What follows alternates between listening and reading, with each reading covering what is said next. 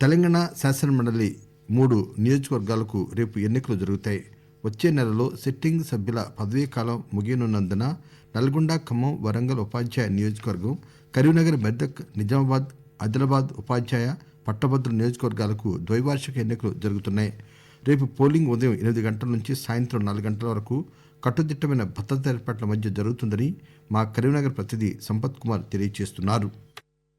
మెదక్, నిజామాబాద్, ఆదిలాబాద్, కరీంనగర్ పట్టభద్రుల ఉపాధ్యాయ శాసనమండలి స్థానాలకు రేపు ఎన్నికలు జరగనున్నాయి. డాక్టర్ బిఆర్ అంబేద్కర్ స్టేడియంలో ఎన్నికల మెటీరియల్, బ్యాలెట్ బాక్సుల డిస్ట్రిబ్యూషన్ మరియు రిసెప్షన్ సెంటర్లను అధికారులు ఏర్పాటు చేశారు. పట్టభద్రుల ఎమ్మెల్సీ ఓటర్లు 3,55,000కు పైగా ఉండగా మొత్తం 56 మంది అభ్యర్థులు పోటీ పడుతున్నారు. ప్రధాన పోటీ మాత్రం కాంగ్రెస్ అభ్యర్థి వి నరేందర్ రెడ్డి, బీజేపీ అభ్యర్థి అంజిరెడ్డి, బీఎస్పీ అభ్యర్థిగా పోటీ చేస్తున్న ప్రసన్న హరికృష్ణల మధ్య ఉంది. మరోపక్క ఉపాధ్యాయ ఎమ్మెల్సీ ఓటర్లు 27,088 మంది ఉండగా 15 మంది అభ్యర్థులు పోటీ పడుతున్నారు. మొత్తం ఉమ్మడి 4 జిల్లాల్లో కలిపి 499 గ్రాడ్యుయేట్ పోలింగ్ స్టేషన్లు, 274 టీచర్ పోలింగ్ స్టేషన్లు, 93 కామన్ పోలింగ్ స్టేషన్లు ఏర్పాటు చేశారు. అయితే కరీంనగర్ జిల్లాలో 71,545 మంది గ్రాడ్యుయేట్ ఓటర్లు ఉండగా 4,305 టీచర్ ఓటర్లు ఉన్నారు.